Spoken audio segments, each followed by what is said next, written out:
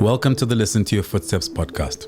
I'm your host, Kojo Bafun, and this podcast is an extension of my book, also called Listen to Your Footsteps, which is a collection of essays, reflections, and poetry on things like fatherhood, identity and belonging, growing up, creativity, and the lessons learned. The purpose of this podcast is to gain insight and learn from the journeys that others have taken. I explore the worlds of art, culture, design, business, creativity, and life from the perspective of Africans who are contributing to the redefinition of the continent and who we are.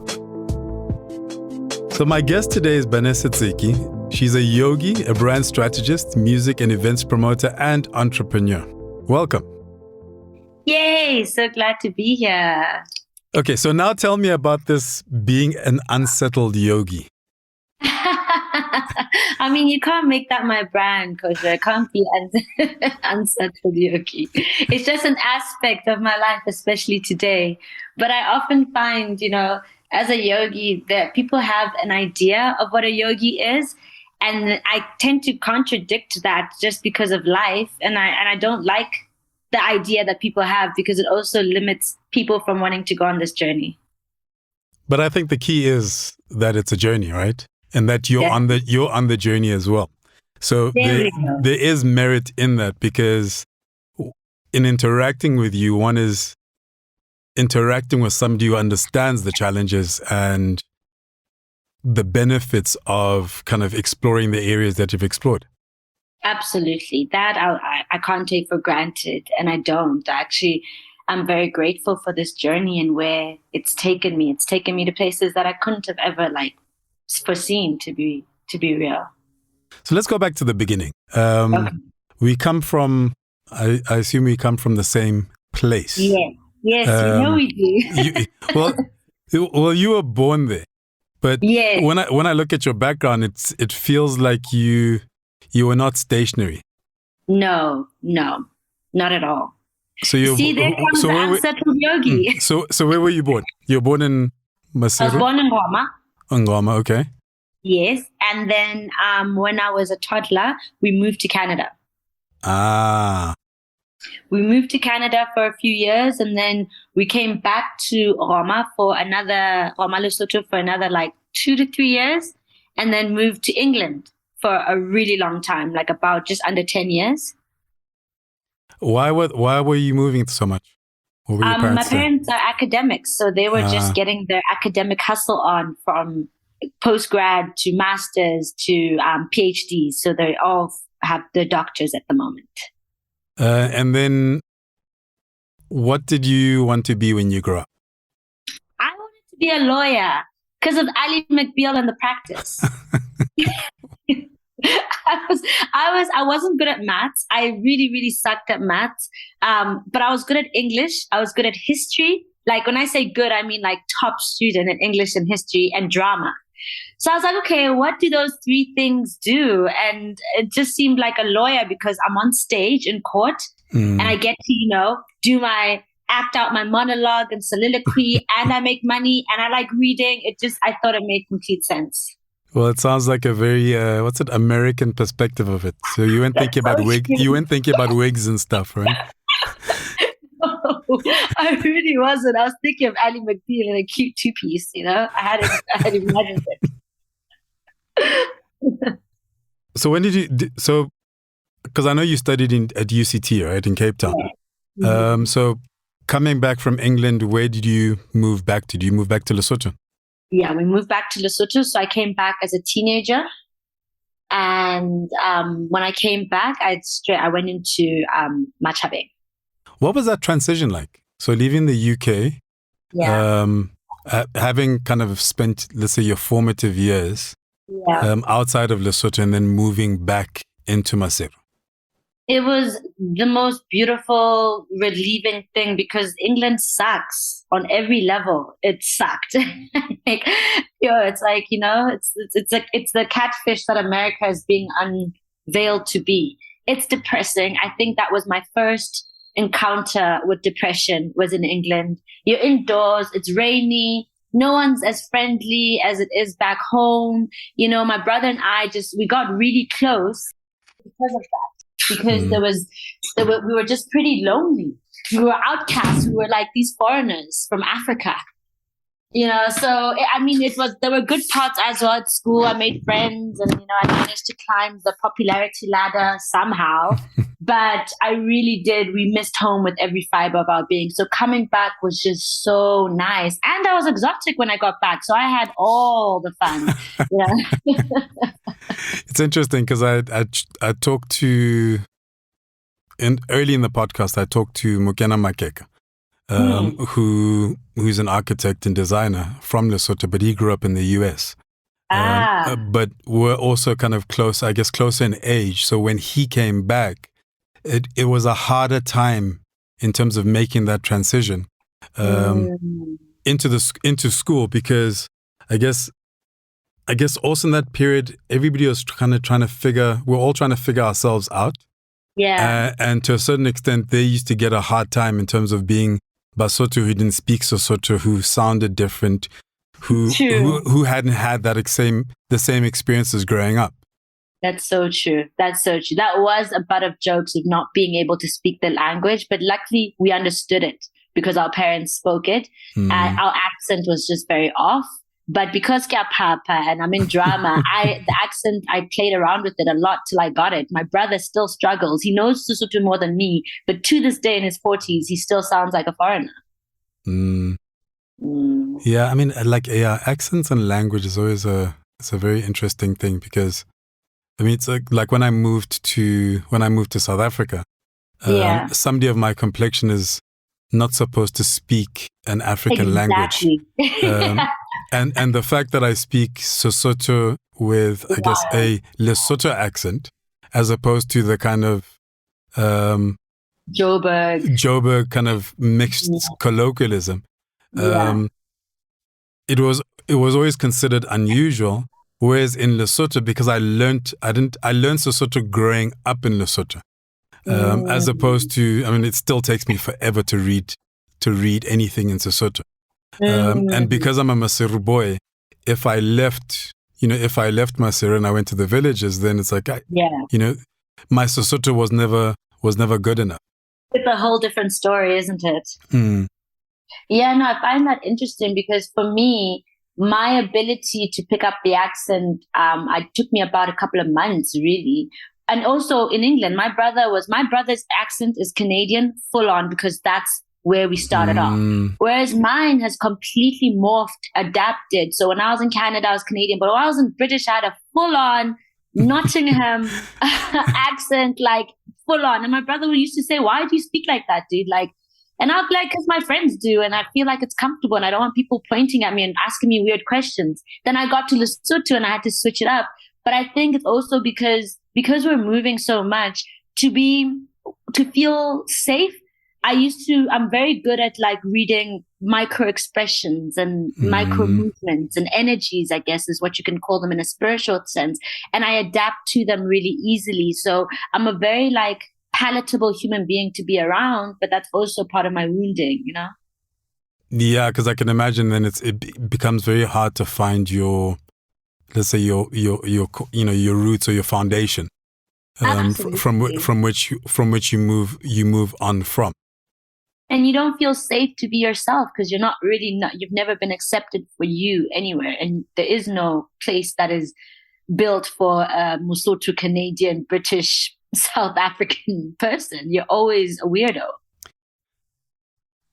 How do you navigate that today? So let's say, I mean, you've lived a life to this point.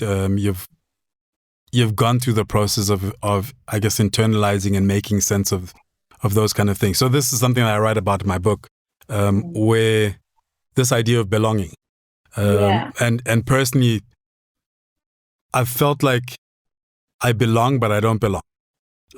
So at some stage, I wanted to write a book called On the Edges, where you always feel like you're kind of on the fringes of spaces. Even though everybody else around you considers you part of the collective. Gotcha. So how have you navigated this idea of belonging? I think I'm still navigating it, and I think part of it, luckily, I don't know if it's the age of Aquarius, the time that we're in, or if the people were a lot more woke or a lot more open. But the environments that I find myself in communities seem to celebrate difference and individuality a lot more than they do conformity. So I'm very lucky that I'm in a, when I left, even in Maseru, like Maseru is the biggest city in Lesotho, so it's the most open, liberal place you're going to be. So then I was in a space where people thought it was cool to have a British accent, and they liked the clothes that I had. And, and it's still to this day, people find it interesting that I am from Lesotho, but they assumed I was South African. Why, I have a bit of a hint of an accent that they can't place. And it makes you become sort of like, it's all about, the buzzword is individuality and alternativeness and all of that. So luckily I'm born and living in a space where that is my superpower. Yeah, I think it'd be interesting to know, what was Machebeng like when you got to Machebeng? The reason why I asked that is because, I was at Machebeng in the 80s. I finished, I think, 1990, 91. And we still had, this was before, apartheid ended in South Africa. So a lot of businesses and embassies were based in Lesotho. So for me, Machebeng, we had so many different nationalities that you actually didn't really stand out, I guess, if you were from somewhere else, or if you felt or looked different. What was it like when you were there? Definitely a lot less of that, because it just progressively has kind of gone in the opposite direction of that. But luckily, when I was there, it definitely was still fully accredited. I don't know if you know that they've lost their accreditation. Let's not get into that. But it was fully accredited. So it was the only option other than the American school, which at that time wasn't a real school. It was more like someone's backyard teaching. So we had any international person in the African diaspora internationally there, which was really helpful. And I think that kind of helped. But at my stage, Basotho were definitely in the majority, without a doubt. What did you go to UCT to do? Law. Okay, so you actually followed through on it. I did. That's all I knew. So I got accepted to the main universities were Rhodes, Wits, UOFS, and UCT. So Wits was straight up law, LLB, come through. UCT was, we don't know. Maybe just come do the long one, the BA law. And then once you've done BA law as an undergraduate, then you can do LLB as your honors. And obviously my family were like, no, go to Wits. It's even better. They've got a better law school and whatever. But my heart knew that I needed to get as far as possible and just be free. And something was in Cape Town that I needed. So I was like, no, actually, I don't mind taking the long route. I'll prove that I'm worthy of an LLB. Got there, and my timetable was loaded with law courses. So I'm doing Biz Law 1, Biz Law 2, Labor Law, Corporate Law, all these courses, and they sucked. Wow. I have never been more bored in my life. And once I understood what law was, which was basically just filling yourself with a lot of information, so a lot of memory, and finding loopholes in precedents in order that work for whatever case you're working on. So being good at law is just being able to navigate and find loopholes in precedents that were already set.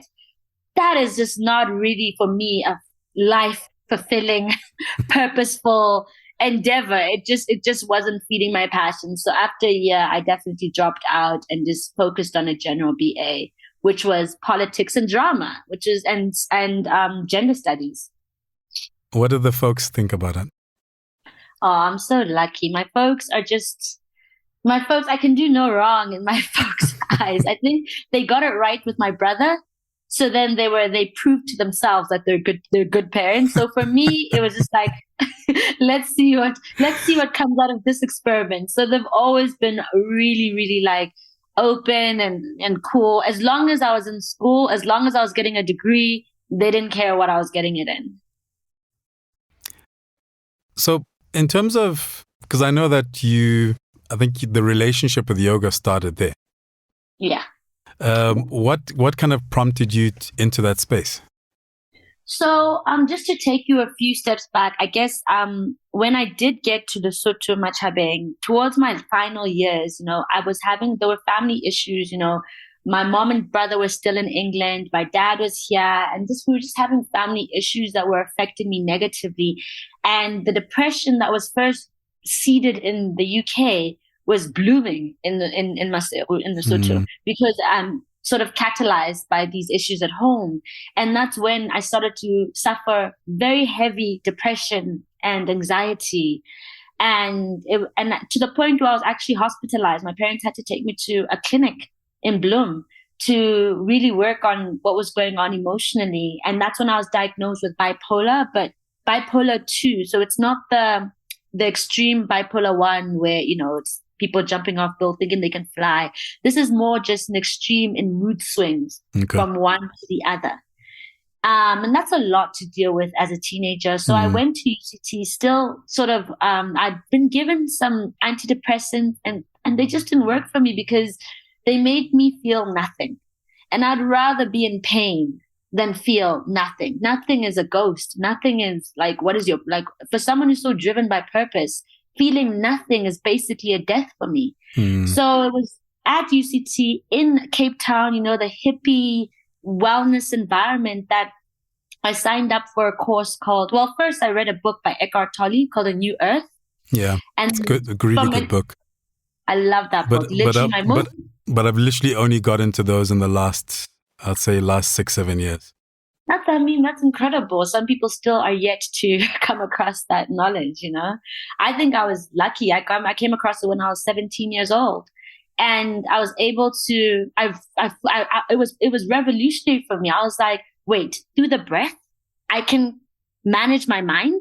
I can control my mind, because the issue is my mind here. That's the thing that's literally putting my life in disarray.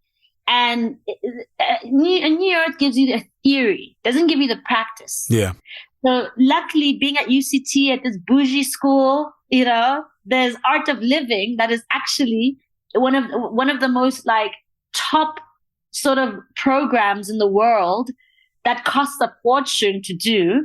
And I was able to do it for 300 Rand as a club signed up at UCT, because, UCT subsidized. So I went through that process of learning breathing techniques and yoga and wellness, and it literally was instantaneous. Once I was doing the breathing practice every day, I was able to stabilize my mind to a point of equanimity, or at least as close to, and I didn't need the meds, because that's all the meds were supposed to do, was stabilize my mind. Yeah. But they also took a lot away from it. And then, so you dropped out of law. So I dropped out of law just and I did doing a normal BA. Doing a normal BA. I'm on Art of Living. I'm a full-on devotee at the Art of Living. Doing yoga, have my party friends, because I started my first company then as well. So I've got two very split lives. I have this life where I put on my harem pants and, go to yoga and eat vegetarian food and, cacao. And then I've got another life where I'm throwing parties and, we are literally the bridge between Joburg and Cape Town in terms of Black entertainment. So Pop Tumi is contacting us to do pop bottles. Canok is contacting us to do the concert legs of Rick Ross and Mano. We've got Head Honcho. So I'm living these very two crazy lives that I both want, but I can never imagine them merging into one. So it's like a split personality. What's the thread that runs runs through them, or the bridge that exists between them? Because when I saw that you're doing the entertainment stuff, I was like, okay, that it feels divorced. Yeah. It feels separate, but it feels separate, but not. If that makes sense.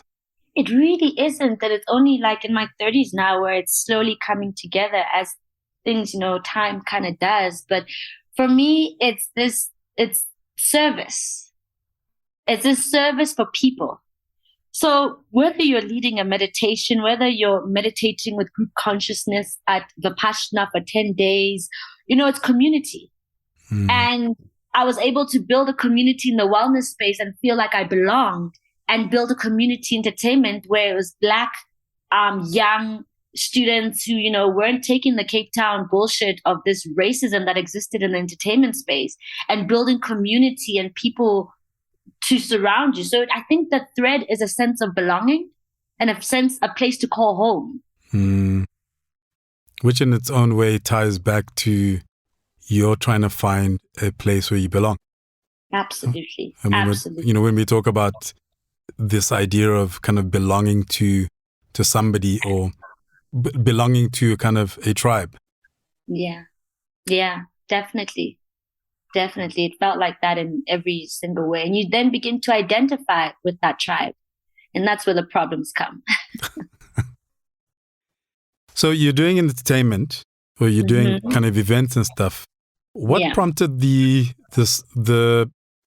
foray into yoga and wellness in a very, like, I guess from a business perspective, as opposed to just you doing it and maybe teaching on your own occasionally when you have the chance? Yeah. So now I'm doing entertainment, I'm doing wellness, but you're right. I'm just practicing. I'm not actually doing it from a business sense or career. Whereas entertainment definitely is a career. It's where I'm making money. So I'm basically straddling these two opposing forces, it feels like, all the way through Cape Town till I come to Joburg. And Joburg. So why'd you come to Joburg? I'm curious. Because I was broke and partying and just not really doing much with my life. And my brother was just like, after paying my rent for the third time, he was like, there's no way. You're coming to Johannesburg. You've got a degree. What the hell is going on?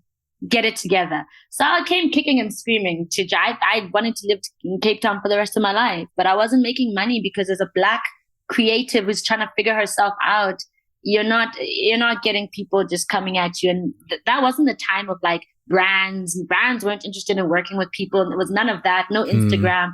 So you're basically actually a traditional job or not. So I come to Joburg to just get my life sorted and get a bit of direction. And immediately all the contacts that I'd built in Cape Town are like so much more valuable in Johannesburg. Like it's incredible. And I immediately jumped back into the entertainment scene, and I'm working with, up and coming with Mandisa. I'm managing Naima McLean. I'm working with Black Major. I'm working at Sony, and it just keeps happening. And then eventually I pair up with my crew, Cool Out, which is a Keo, Reason, Cutter, and Sleepler. And Cool Out obviously existed before me, but they were a lot more backpacker, underground hip hop, and they needed a bit of that, more girls, more of a rooftop vibe, classy vibe. So I think that was what I added to that, and I focused full on into Cool Out and did amazing things that still blow my mind to this day of what we did. But it's the lifestyle, Kojo. Like you're not sleeping. You don't have a relationship because like who's going to date a girl who's out literally every single night to like 6 a.m.? We had parties every night because that's how we're getting paid. There's the drugs, the drinking, the partying. Like you've got to be, you're Miss Pat, Yeah. And how does that then merge with having to wake up at 4 a.m. and do 3.5 hours of meditation and do yoga and eat a clean life? It was completely opposing, and it started to crack on the side of the entertainment side. I was then again taken to hospital for a burnout after doing the Questa and Reason Festival in Katlehong over Christmas, which is family time. What am I doing in Katlehong doing a festival, which was the worst experience of my life? I mean, on the outside, it looked amazing, but from the inside, we lost a shitload of money. There were fractions already within the crew, and I was done. I wasn't eating right, and I burnt out. And that's when I just realized I can't do this, and I need to find a better way. And I kind of took refuge in my spirituality, and I took a sabbatical and went meditating in silence for 20 days and, cleaned up and just went from vegetarian to vegan. And then that life wasn't calling me anymore. And then the wellness life did. And that's when I was able to meet up with Anesu, and she had this incredible dream that she had set up but needed help blowing up. And it just seemed to work out. And only through working at the Nest and stuff did I see that merge where, hang on, I can do events here. Hang on, all my contacts in the entertainment feed so nicely into the wellness space. That's something I'm still trying to figure out, is how the creative scene fits so nicely with the wellness space. Like it blows my mind. And at the same time, I think it feels like a better space in terms of navigating as a woman. Because I can't imagine as a young woman navigating that entertainment and promotion space. It's the worst. I think at that time, I think there were maybe 2 other female managers who were properly, and I'm not just saying people helping their friends, who were proper artist managers, and even less, maybe 3 or 4 other women who were music promoters. And it's a very male dominated industry. And you have to be tough. I was fighting with bouncers and shady venue owners and, people. It was tough. It was really tough. But yeah, it kind of got me to where I am. So I don't regret any part of it, to be honest. So the Nest, do you still have the venue? No. So during lockdown, we had to close, not because of the pandemic, though it was a beautiful excuse, but it was sort of indirectly. So we were based on Glen Eagle, just above what is now Alpaca. It used to be Duke's Burgers, next door Topo Gigio. I came for one. You came for the moon ceremony. Yeah, moon ceremony. Yeah. I remember. So that was cool, and luckily our community. I mean, I think our community thinks we're a charity, not not a business. Like, I think they see us as more of an NGO, which it kind of feels like that at times. But they were very supportive. We'd get random money in our account as donations for moon ceremonies that were crazy amounts that kept us going. But then what happened is, because of the lockdown regulations, clubs were closed, and so restaurants became the party. So Topo Gigio then had a DJ and what. So imagine now having our classes and it is booming next door because people from now 3 p.m. are partying at restaurants. Yeah, because curfew is earlier. Exactly. So they're starting early. Exactly. That's exactly what it is. So it was loud. People, yogis would come out and bump into drunken kids. People were throwing up outside of us. It was just impossible. And we had to go. And also Nisra and I were exhausted. We didn't know what we were doing. We had no real staff. It was just me and her. I was in the kitchen. She was front of house. We were teaching. It was just impossible. We were tired. So we packed up and went online and actually successfully pivoted online. I think we're the biggest online yoga studio on the continent. Like, we actually have people coming and doing yoga. We're doing online. We did it really well, and also needed the break because I also felt that my own brand, Be Creative, was being a bit cannibalized by the Nest space and my other brand, Organic Nomad. And I was getting confused of what was each one's purpose. So it was nice to take a break to just remember, okay, who am I as Banesa? Who is the Nest space? How do those interchangeably help each other? And now we just put in an offer for a space. So please, fingers crossed that we get it in Parktown, just near Parkhurst. You are listening to the Listen to Your Footsteps podcast, a podcast in which I chat to Africans from a cross-section of society and sectors, including art, culture, design, business, and creativity, to name a few. I delve into their journeys, the decisions they've taken to get to where they are, how they do what they do, and everything in between. Essentially, we go wherever the conversation takes us. So what are those 3 brands? And what role do each play in your life, in your space? So it's actually a couple of brands, but three are active. So Be Creative has always been, initially, it's just basically a personification of me. Okay. So it's entertainment, it's wellness, it's just a good, it's the culture, it's the one who's out there doing the things.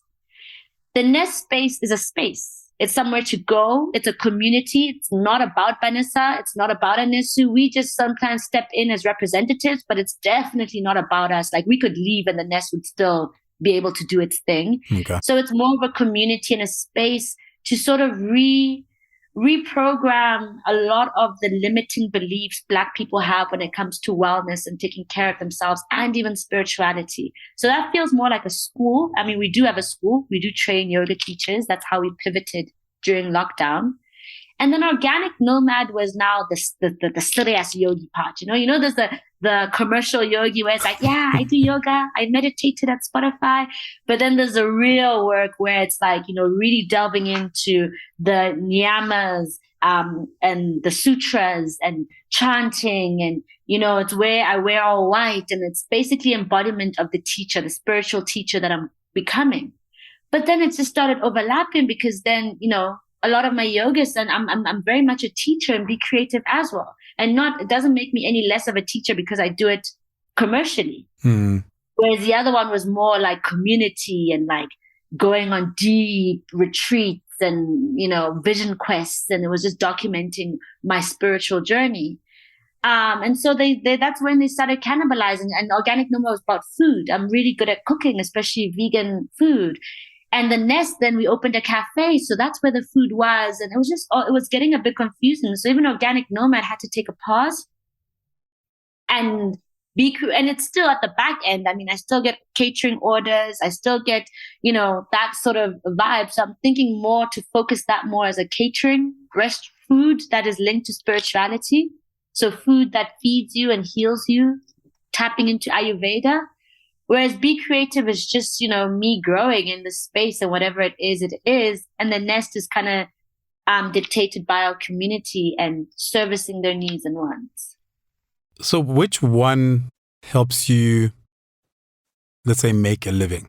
And the reason I ask that is, so for example, I also have, it's taken me a while to get to the point where I have things that I do that are about putting food on the table. Yes, we spoke about this on Twitter, actually. Yeah, and then I have things that I do that I've always wanted to do. Like this podcast, for example. Like I'm spending money to be able to put together the podcast. At some stage, it'll probably start generating some kind of revenue for itself. But the intention was never about making money. It was, okay, I'm going to start this thing because I've always said I wanted to do it. And so I'm doing it. And I'll think about the catchphrase is monetization these days, or the favorite phrase. But I can do this because I know the things that I do to, like I write for corporates. I have a couple of clients that I consult for. And that's what puts food on the table. Yes. Yes, definitely. So for me, it's a question, I think I should be proud. It's not a question of which brings money, because they all bring money, significant. It's which one brings more money, and it's more about consistency. So Be Creative is more consistent. So from Be Creative, I know, with my partnership with Nike, and just on average, the amount of bookings I get in a month, that there's an X amount that I can receive per month. Okay. Whereas the nest space is more ad hoc. So as much as we're very much working to getting salaries, it's more of when we do a retreat, when we do teacher training, when we collaborate, when we do that, and it's this random amount that comes in, every 2 to 3 months. And it's a good amount, but it's not consistency. And I'd rather have less money that is consistent than a big sum that is, you never know when and where it's going to come, because it just makes your life a lot easier. So I think Be Creative is definitely the one that's the most sustainable for me.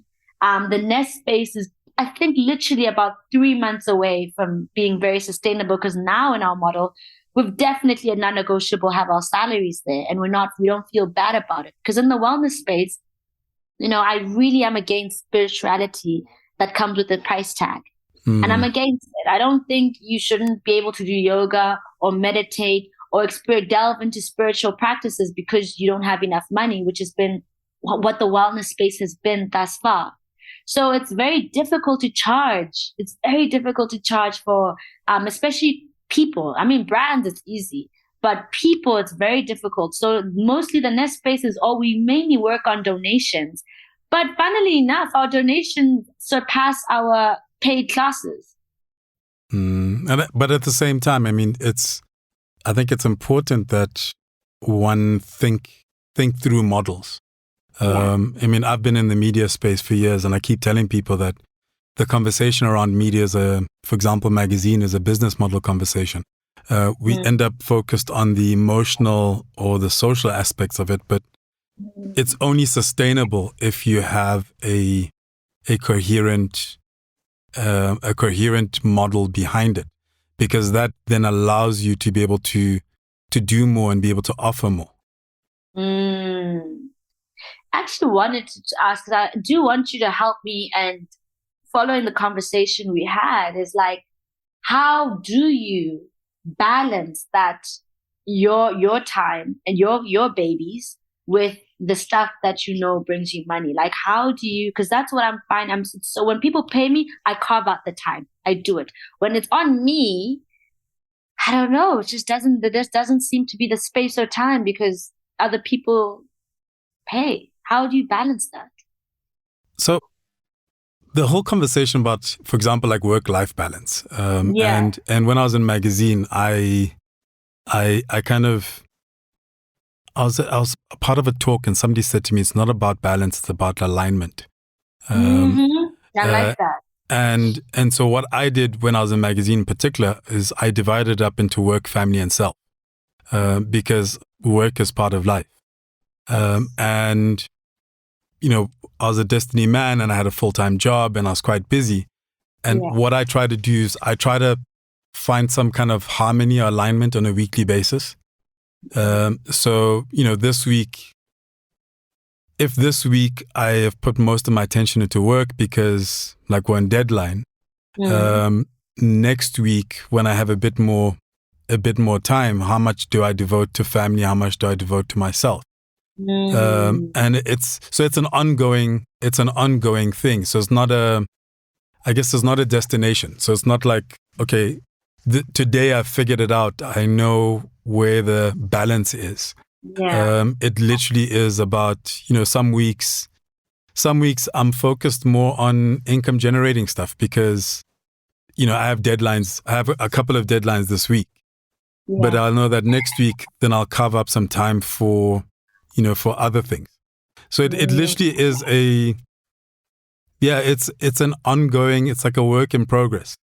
And more I find myself, I'm not thinking about the destination. So when you talk about Eckhart Tolle, for example, I remember the first book I engaged with was The Power of Now. And I'm not an audiobook person, but I'd had a procedure on my eyes. So I had to keep my eyes closed for a week.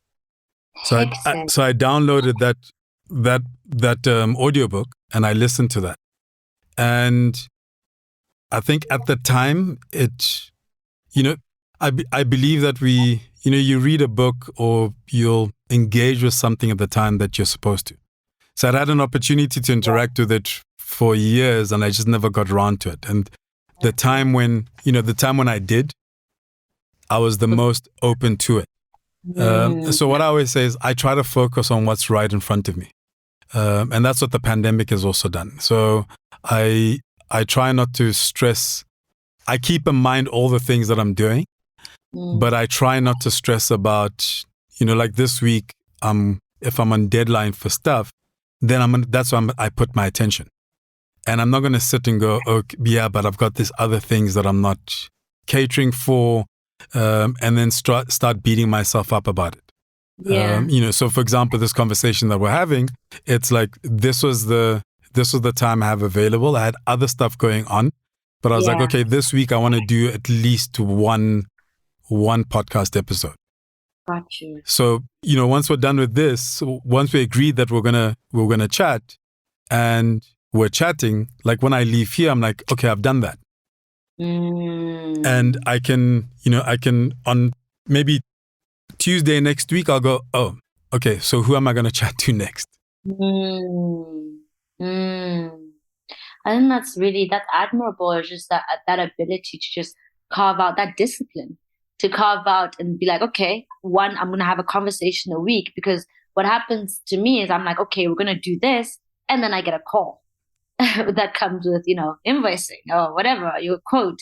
And it kind of surpasses, it almost makes it seem as if my stuff isn't as important because of the paycheck, because we're living this Joburg rat race. I think it's also about finding finding your balance within it. So look, there are weeks when, and this podcast has been my biggest lesson. As a content person, I know that I want to be regular. So the idea is that every week I have an email newsletter that I want to put out every week. And then why am I not on that newsletter? I don't know. Well, you haven't spoken about it. zebraculture.substack.com. How do you spell zebra culture dot? Substack. Substack. Yeah, it's also on so there's links on my site, kojobafo.com. But I've had weeks. I mean, with a podcast, I've gone like a month without posting anything just because I'm busy and I'm doing paid for work. Yeah. And it's also just learning not to beat myself up about that. And I found that was the biggest thing. So my stress would be from this internal schedule or internal calendar that I have. And sometimes it's like, actually, I don't have the bandwidth. Sometimes it's not even that I'm busy with other things. It's just right now I don't have the energy for it. Yeah. Like today I just want to chill and read something or watch something or just, chill out. Yeah. Yeah. That resonates a lot. And then the discipline, I mean, I'm still working at it, but I try to diarize stuff. So what I'm trying to do a lot more of is, for example, my writing time, even whether it's for my clients or my own stuff, is actually allocating time to those things, even if it's 30 minutes here, an hour there. Got you. That makes sense. But now you're asking me 101 questions. We must learn. How has it been? So I mean, yoga, that whole space, let's say the wellness space, right? Yeah. From an African context, sometimes I guess for a lot of people, it seems like a contradiction, or it seems in conflict with religion, with our own traditions and cultures. How has it been navigating that?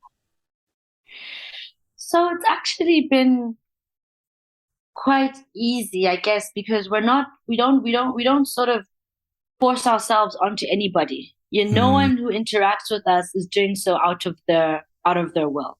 So it's usually you need to come find us. You need to seek us to connect. So that kind of helps us filter anybody who might not be open to this sort of healing and wellness practices. But then also within our community, for me, wellness has way more of a link to African cultural practices and way of life than Christian religion does. And if we were able to adapt to Christianity, then you don't even have to adapt to the wellness space, because it brings it down to understanding lineage. And you don't have to tell an African about lineage. Like, I mean, our ancestors are our ancestors. It's who we are. We are sort of defined by our lineage. And that's sort of what yoga and wellness is about. It's about connecting to a lineage of energy that has come before you and being the best version or the best link so far. And in order to do that, you need to find a sense of purpose. I've got a lecture actually that I do on our teacher training on African spirituality. And so I speak about, how African spirituality, similar to yoga and wellness, is just as much taboo to the common folk who are religious.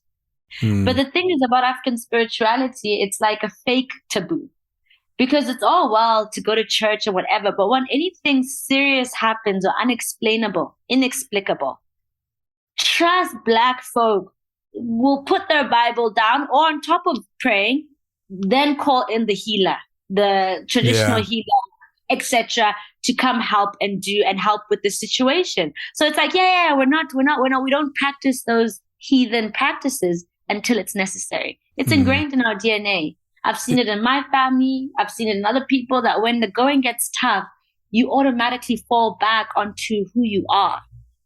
And marrying, and the thing about African spirituality, the reason it continues to grow across the diaspora into the international field is because its ability to adapt. African spirituality, unlike Christianity, doesn't say you can't do anything. Yeah. It says do that on top of this. This will amplify. And so there's no contradiction. And it does feel like, particularly, I mean, I'll talk within a South African context because this is where I live right now. It does feel like people are starting to open up more to that connection with that African spirituality. Because for a long time, it was, it's the uncivilized thing because of our colonial history. Mm-hmm.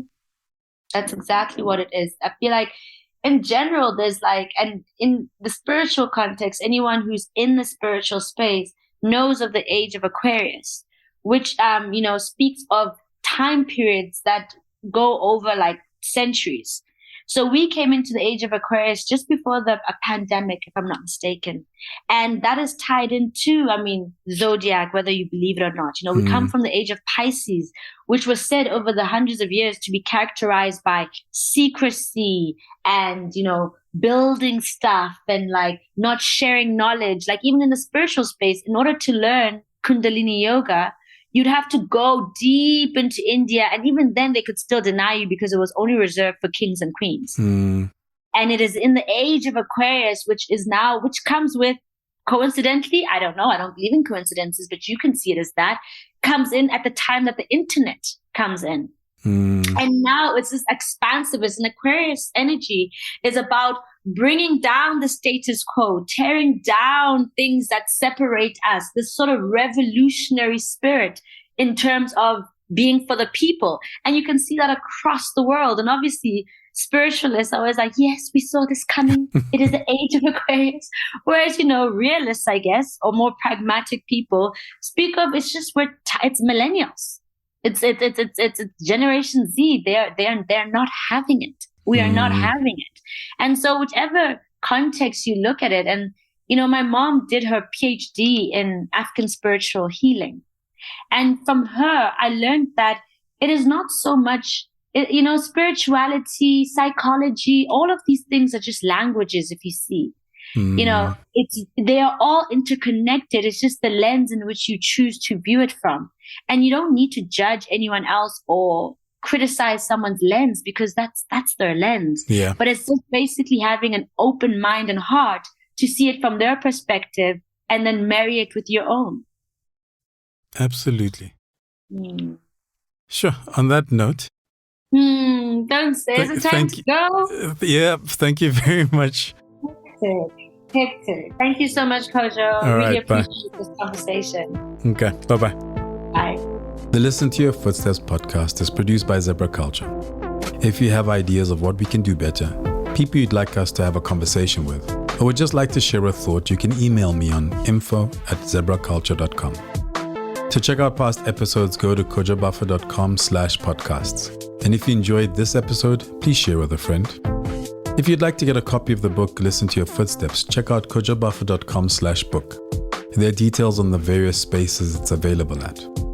I'd also appreciate it if you could leave a review or comment wherever you listen to your podcasts.